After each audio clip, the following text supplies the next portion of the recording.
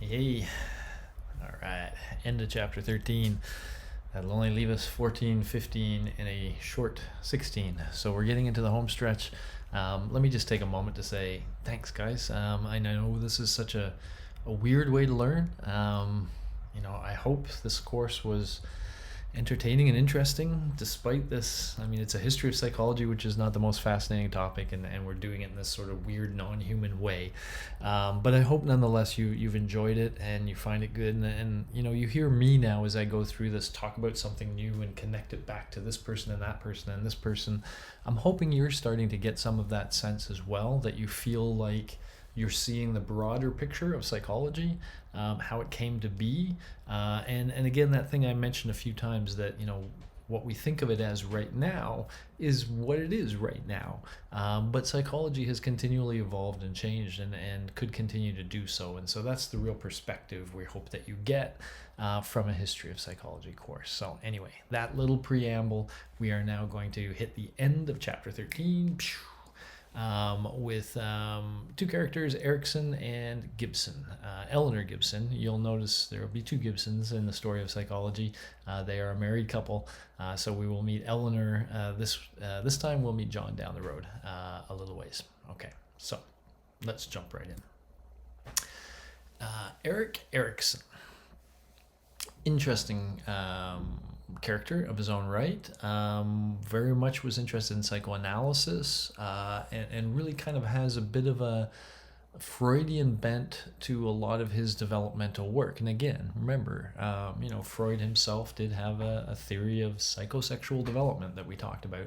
And so, this is, very much in the world of clinical psychology to think about how things that happen to us when we're children might affect us when we're older. And actually, if I can just take an aside from this, right now is the whole COVID crisis time. At least it is while I'm taping this.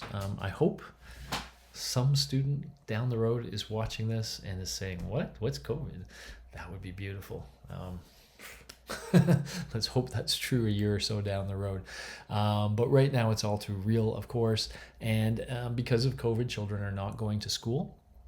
And there's a big question about, should we send them back to school or not? And one of the parts of that question is, what is it doing to children to live as young adults during this time of COVID? A time when a lot of adults are acting fearful of disease, a time when they're not getting to socially interact with other children very much, not as they normally would, for example. So, there's a lot of questions about what is COVID going to do to the children going through it. And that's a very sort of clinical perspective on developmental issues that Erikson is sort of in that tradition. So it kind of came out of that tradition. So we can maybe think of that issue a little bit as we talk a little bit about Erikson. So first of all, kind of like Piaget, Erikson believed in this notion of epigenesis, which was the suggestion again of developmental stages that unfold in a necessary sequence, right? So very much like Piaget. Piaget was really focused on cognitive development. You'll see that Erikson's kind of bigger.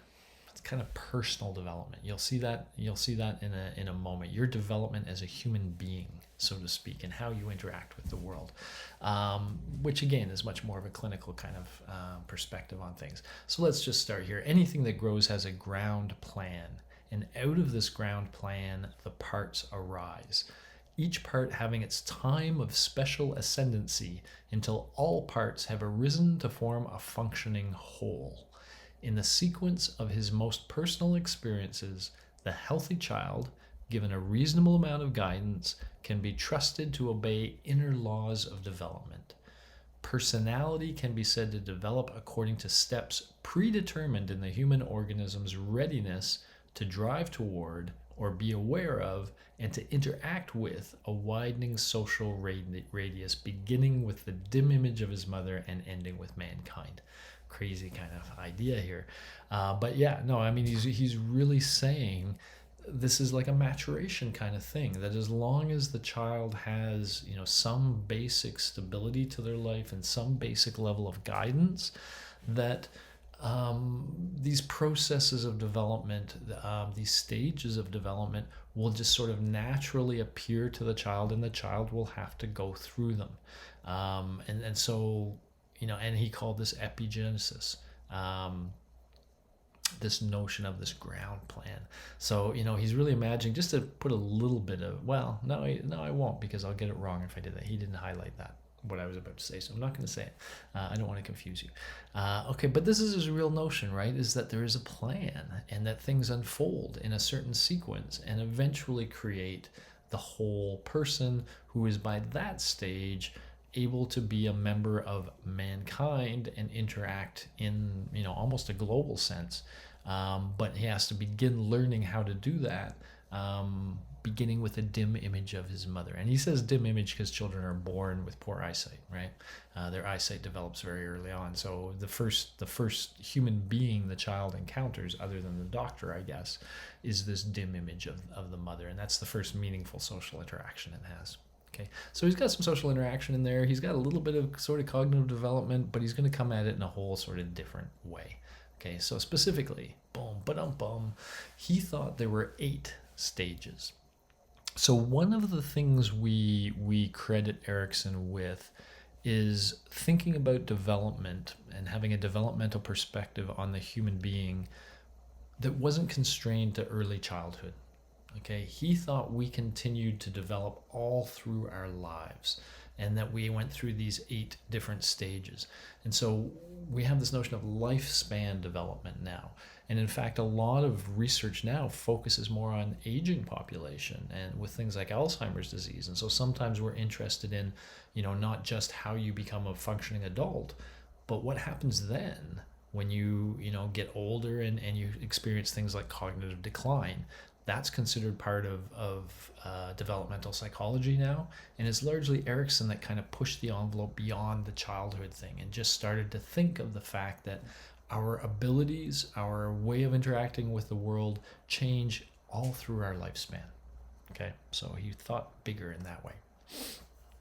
But he did highlight these 8 stages. Textbook will give you a little bit of detail versus these. Now, first of all, notice that they're all sort of binary things again. We talked about that back to Wundt and even before, where he thought, let's start with the first one, basic trust versus mistrust. He thought in the first few, the first period of, he didn't really stick ages on these quite as much as Piaget did, but the first sort of challenge the child faces is surviving as an infant, right? And you cannot survive on your own as an infant. You need caregivers around you. And if those caregivers provide, if they give you the things you need, then he thought you will develop a sense of trust in these people. And that a sense of being able to trust other people is critical. But it's not like you just move towards trust. It's more like finding the right balance. There are people in your life you should learn to trust, and your parents are among them. What about your brother or sister? Do you trust your brother or sister? I bet you trust them in certain situations and don't trust them in other situations. And the claim is this is the balance where, do you trust that your sister of this, I'm assuming you're a woman right now, that your sister of the same age won't take your clothes and wear them without asking you? If you're like any other pair of sisters, you probably do not trust your sister not to do that. But do you trust your sister not to take your boyfriend from you? I hope you do trust your sister. I hope so. So again, certain areas where you learn who can be trusted and under what conditions, and you kind of find that balance. There is the notion that you have to develop a certain level of trust. If you end up distrusting everybody, you're going to live a miserable life, right? If you end up trusting everybody, you're going to live a miserable life. You will be taken advantage of horribly by people who mean you no good. So you have to sort of find that right balance. But he claimed that's the first sort of stage you have to go through. Now, once you go through that, assumably you've got some people you can trust in your life, and you've kind of figured out who you can trust, who you can't. Now you get to a period where you're starting to locomote on your own. You can move around the world by yourself. You can do things by yourself. But there's other things you can't do by yourself. So he calls it autonomy versus shame and doubt. Shame and doubt seems kind of strong to me. But the idea of this is where a child kind of develops a sense of what they're able to do on their own. And that this is a very important thing to get this sense of autonomy. I'm an independent entity that's able to do certain things all on my own. And we have to kind of learn that. But we also have to learn, this is why I think shame and doubt is wrong. We also have to learn situations where we need others. We need the help of others. And so it's not all about us being able to do everything ourselves. So once again, there's that balance, right? Of autonomy versus a willingness to kind of reach out in other conditions. And these go on and on and on. So for example, initiative versus guilt claims that this is the time when children start to imagine, and they start to imagine things like what they want to be when they grow up. And so they start to think ahead, they start to plan, and this starts to give them purpose in life, he says, if you kind of start to develop that well. And it goes on and on. Now each of these just have like about 3-sentence descriptions in the textbook, and I'm going to let you check out all those 3-sentence descriptions. But that's the basic idea, that there are certain challenges that you face at each of these stages, and they do happen as ages kind of this is increasing order, the youngest child to the oldest child, but it's not set in terms of when these things happen. So it's all interesting. Check it out, read it, see what you think. I found them quite interesting. I didn't know if I completely bought into it all as much, and I didn't see the link to the data collection like I see with Piaget, him having those demonstrations and such. I would like to have seen more of that. Erikson feels more like theory to me, and less, which is fine, but I'd like to see a little bit of data supporting the theory. And I'm sure that does, I'm sure that that's out there, but again, remember that Erikson is really a clinician at heart.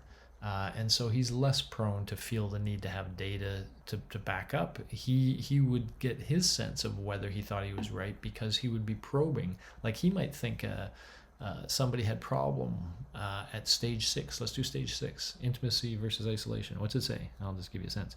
After the sense of identity is established, that's what happens up here in stage 5.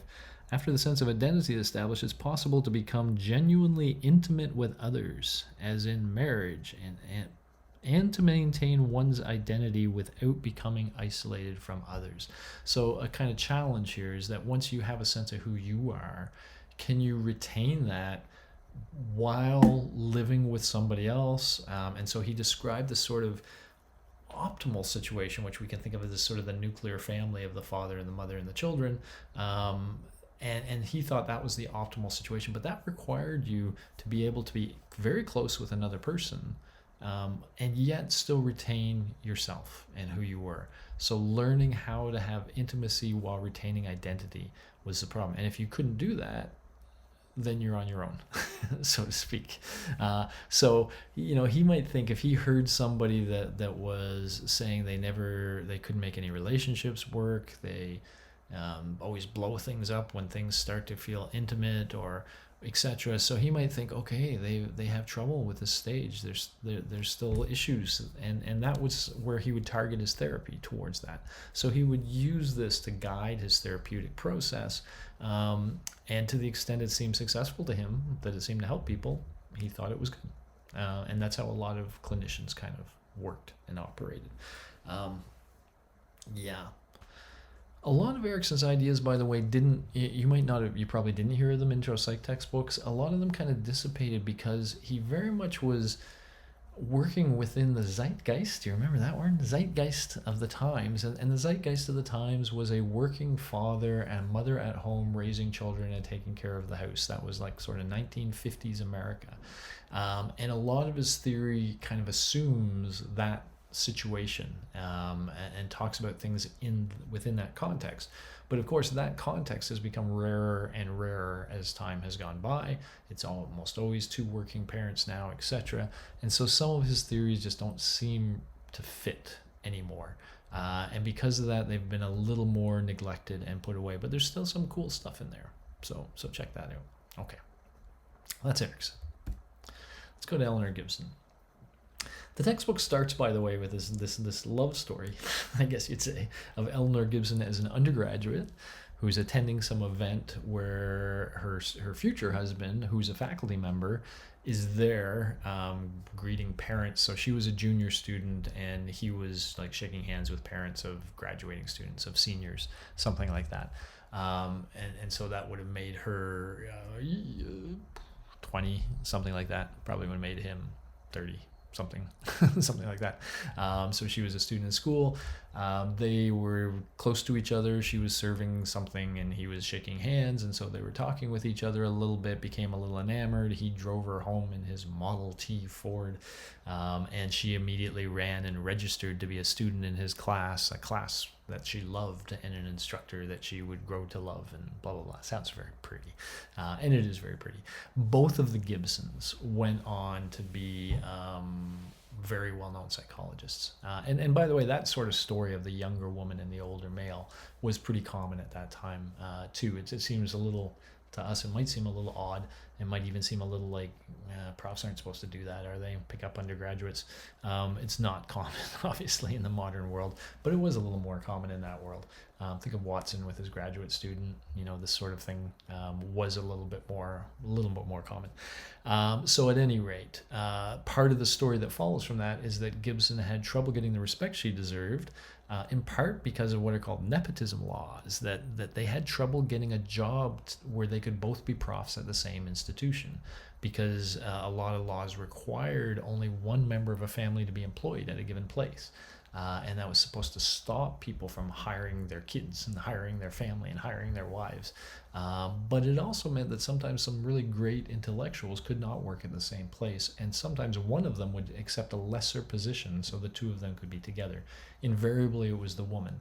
And so Eleanor Gibson accepted lesser positions for a long time. She didn't get the respect she deserved. She wasn't even really a professor until about halfway through her career, but all along she did kick butt work, and eventually got recognized for everything she was doing. So sort of a cool story that way.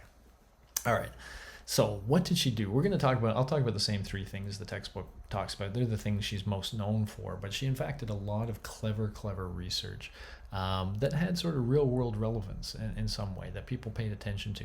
So the first one, I'm going to introduce it to you with a story.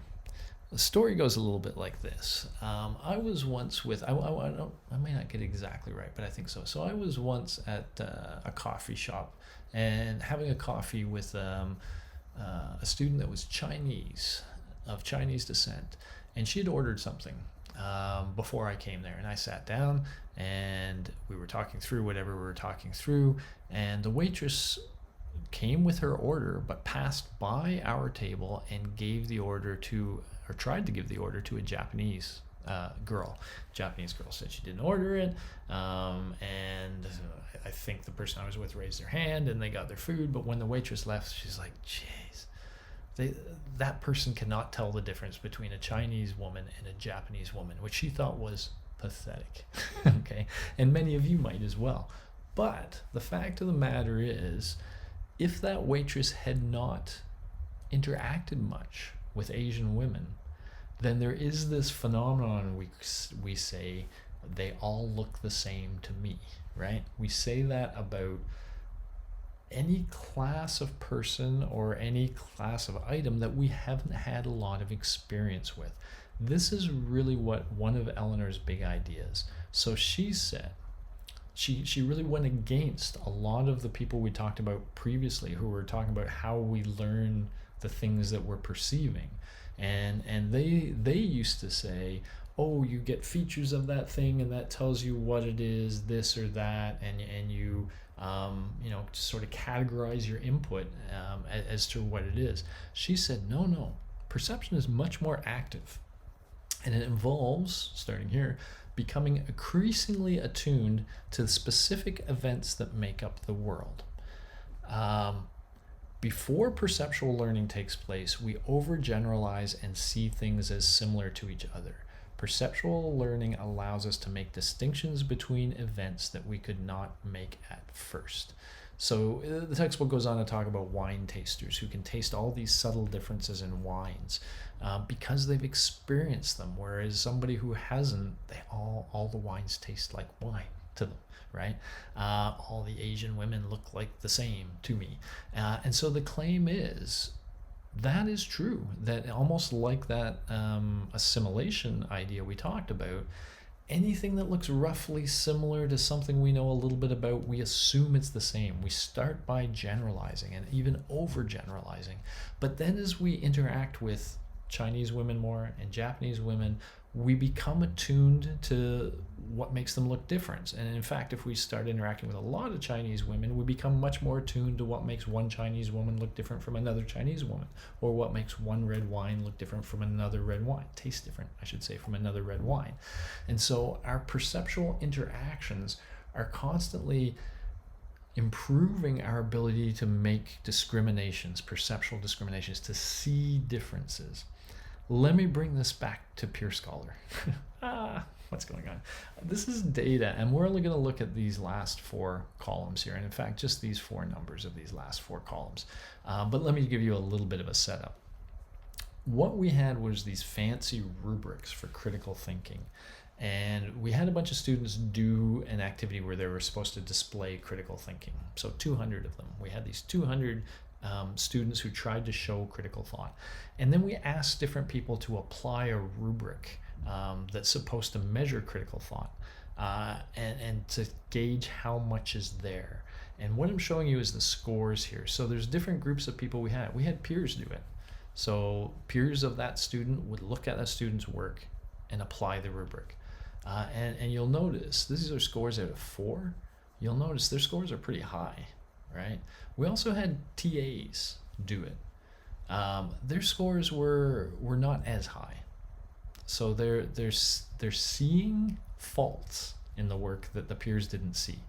Finer distinctions they're making. I actually had to score them all as well. I'm pretty much bang on with the TAs as far as my scoring. But we also had experts. So the place that made these rubrics was called the American Association of Colleges and Universities.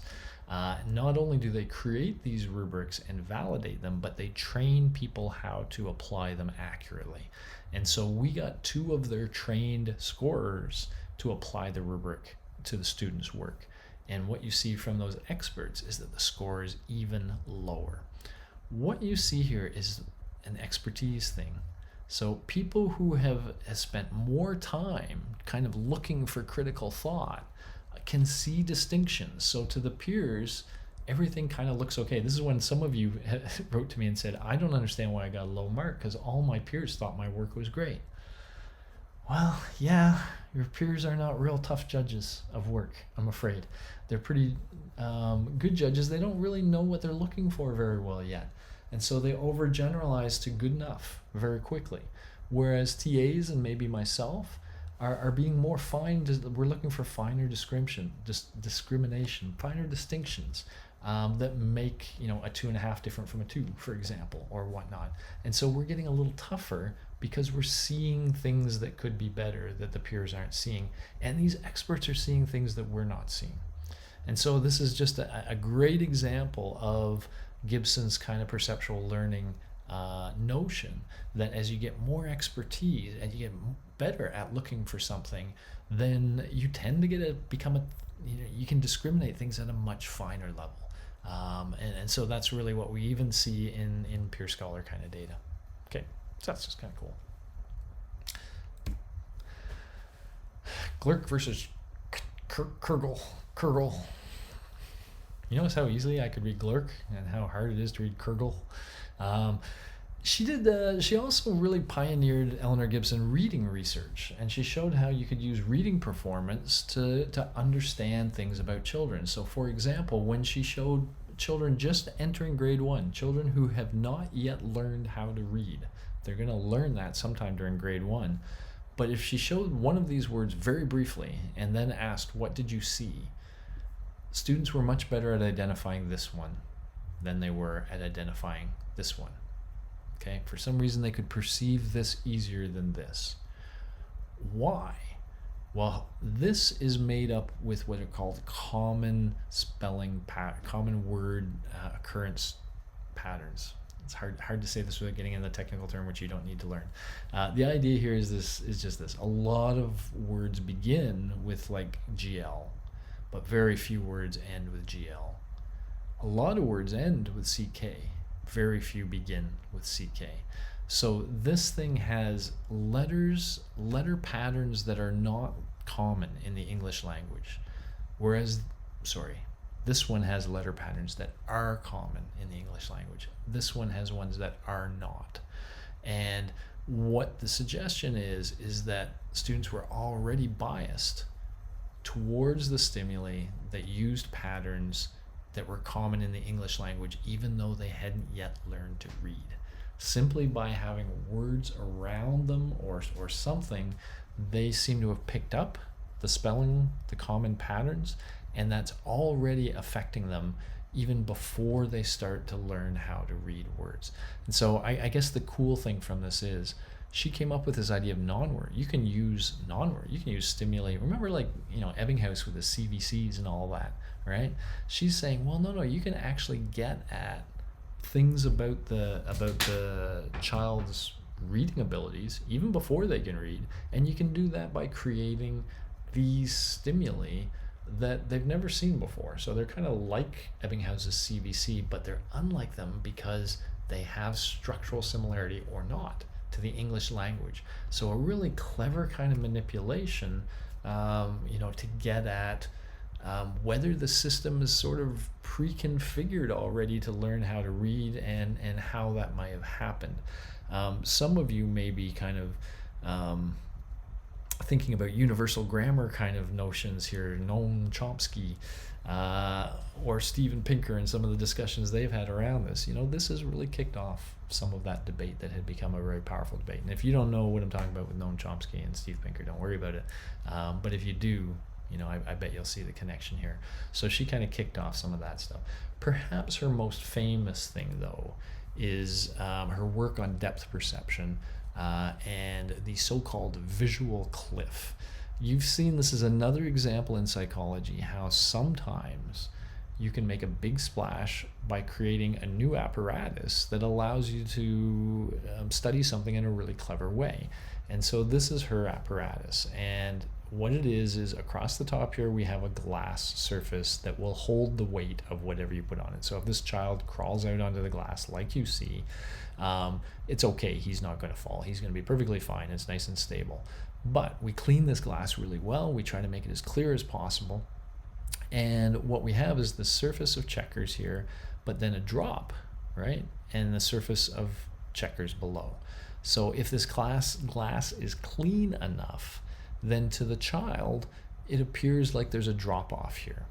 And so what they actually did, which seems kind of nasty, it's not nasty, but you put the child on the safe side, or in fact, usually there's a board right across the middle, so you put them on that board across the middle, and the mother goes over on the other side of the drop and does what this mother is doing, says, come here. And the question is, at what age, will the child crawl across this? And are there age distinctions about, when they seem to realize, because the idea here is if they see the depth, if they can detect that, oh, there's a drop off, then they should detect the danger and they shouldn't go out there. And so now, you can't ask a child what they see, but you can put children, well, you can't ask a pre-verbal child what they see, like a 1.5-year-old, which is probably what this is supposed to be. But you can ask them to come, and if they see this as a drop-off, they should be scared of doing that. They should be very wary, and might even back away from it. But if they're oblivious to this drop-off, if they don't see the depth, then they should just come right to you like nothing, right? And so you can actually use young children and work your way up and say, sort of, at what age do they become hesitant of this? And that's, the age where they can obviously perceive depth. So a cool little technique, not only for children, but also for animals. I think this is supposed to be a mountain goat. And so you get a better sense of it here because it's glass and if it's cleaned well, it just looks like it drops, right? And so this mountain goat is like, hey, wait a minute, I'm not going any further. This thing drops off, man.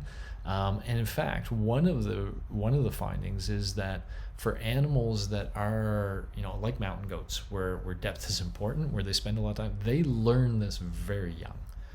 They learn the visual cliff and not to cross it at a very, very young age. Humans not so young, but they will also. Here you see this board across. By the way, this is more common. They would put them here. So a human will go across this at some age, but somewhere between a year and a half and 2, I think they get hesitant. They get like the mountain goat. They're like, yeah, no, I'm not going to do that as well. By the way, falls can kill you quite easily. And so, this is a very important skill to develop. Again, the really kind of cool thing is, yes, she's looking at the development of that skill, and that's really neat. But wow, did she come up with a clever way to do it? That's a way that's been used with so many animals now at different ages, and gives you really clear information about what the animal thinks, or whether the animal can perceive depth. Often in development, by the way, you cannot ask your subject questions. You can't use introspection. You can't go with phenomenology. What do you see when you see this?